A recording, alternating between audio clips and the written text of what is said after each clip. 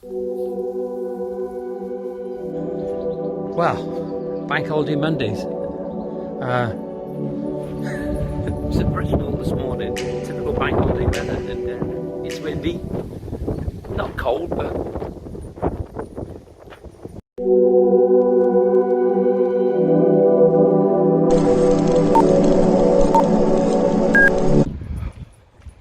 bank holidays. Oh, it's brisk this morning. Good walk though. Well, she's got her onion sets in, but the dogs have totally disturbed everything, and she had them all lined up nicely. You can see they're already starting to come through, but we've had to put this wood on top. It might be an idea to put a net over the top. What do you think? Do you know, I can't even find the words this morning. I don't know what it is, whether it's because cabin fever being in, but I have been doing some jobs around the house, and there's still lots to do. There's the roof on this that I've got to do. I've got the sterling board on. I've got some slate here. I've got some felt. I have got some batten, so I'm going to get on with that maybe today. But I've got to put some fascias on as well. Yeah, but cabin fever, it can get you down, can't it? Well, it's a brisk one. It's windy, and I really think that there's going to be a few more trees going to come down, especially after all that wet weather we've had this winter. Yeah, cabin fever as they call it, you know, being locked in and not having the routine like you normally have. It can be quite detrimental to your mental health, and in some cases physical health with some people. But just being on a beautiful walk now, where I live, there's a safe route to school for the kids. It follows, you have to bear with me. Come on, get down, Tiny. Down. Come on. There she was in the border there. Yeah, I was saying there's a safe route to school, and there's just one part where it goes alongside the river there, and the kids can walk nice and safe, and but it cuts through an industrial estate, because I think there's a piece of ground that is being landlocked, so they haven't been able to continue the path. But nevertheless, where it goes back onto the safe route, there's a real meandering path. It's an urban development, and the path is probably about 2.4 meters wide. Then they got big grass verges and grasses and real commercial planting on there, and it looks fantastic. But it goes for a good mile and a half. So and you can walk on further to the welfare ground up there. But you've got to be careful where you're walking now at the moment, especially with social distancing. But when you find that you're walking along the path and you're out walking, that people do maintain that distance, and which is good. But it just makes you, there's something at the moment just makes you feel dirty. People just want to stay away from you, which you've got to understand it, haven't you, really? I've still got a fair bit to do, and I should be getting on with it, really. But I've been doing a few posts on the internet about virtual appointments, and yesterday it went really well. A customer that I'd seen in the past, he follows on the YouTube, and he won't mind me mentioning him. Barry, he's a great guy, and I see him around now and again, and he's jumped on board with this virtual appointments. Now, basically, what we're able to do with the virtual appointments is that if you look across the internet, there are different platforms that you can use. You can use FaceTime, you can use WhatsApp, and the one that I think is really good is Zoom. Zoom is really good. It's very clear, and there aren't many people that, well, there will be a lot of people using it, especially now, but not as many as what people are using FaceTime.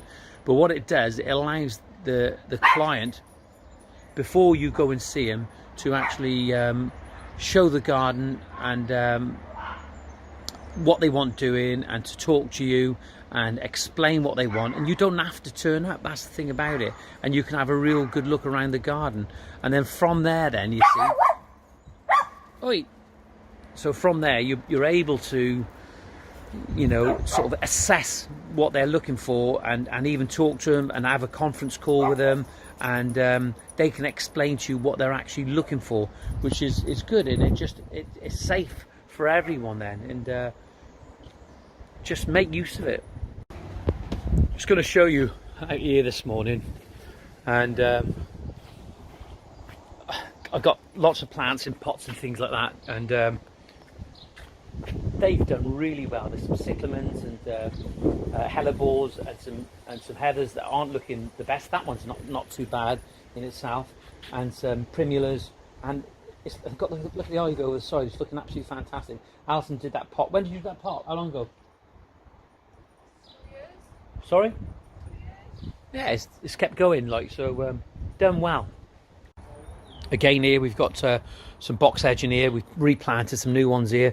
We've got a lot of weeds coming through on here around these manholes, but I have to check these manholes on a regular basis because the drains around the house fall quite flat, what the developers put in, so we got to sort of rod it occasionally because it does get blocked. Replanted this hydrangea here yesterday, got the spirea a bit behind, and again some box here in a cone. And there's a berberis, we've got a peony coming through. Those aconiitums, I keep them in, I keep working with them. They get quite tall, about nearly 4 feet in places. You can just see them down there. And those aconiitums, the flower on it's like a mauvey coloured flower with that one, and they look great, but I just want to see a little bit more flower. Maybe they are in the wrong place. I have got some in other places. And over here we got some astilbes and dicentra, and this is a brunnera, and this does really well. You can see the beautiful flowers on it, and just got to go over this border now today and just sort of level off, make it look a little bit better. The thing that was concerning me is this border along here. I've got the pin curb here with the path, and then we've got the wall here, so it's about 700 millimeters wide, and I've really dug it over and gone through it, but there's a lot of concrete. They pour a lot of concrete around these pin curbs, and obviously the foundation of the wall, but nevertheless the asters come through. They look absolutely beautiful. That will fill up that space with those asters, and they really come through. Beautiful blue flower on there. But this is what is happening with some of the box balls down here. You can see where it's died off a little bit on that side, so they need a little bit more feed. They need a slow lease feed fertilizer on it, and some fish blood and bone. But these agapanthus, a couple of roses in there, and these hemicalis, they look beautiful. And we've got some agapanthus and they're come up, and with the agapanthus what we find that each year there's just a little bit more, a couple more flower heads on there, so that's good. And then just in the corner I was able to save this Ace of Bloodgood. It's not a fantastic shape, but nevertheless we've worked with it, and we'll save it. Look at the bluebells here. There's still a lot of weeds in here, but the bluebells with the box ball, and that box ball is looking fine. I do trim them occasionally, and that one's fine. It's just the other ones up there, but they do need a feed. Again, another acer over there, and we've got the lights coming up as well. But I have cleaned the drive off now, and the drive's looking a lot better, so I am keeping busy. And but there's still a fair bit more to be done, but it's nice and clean.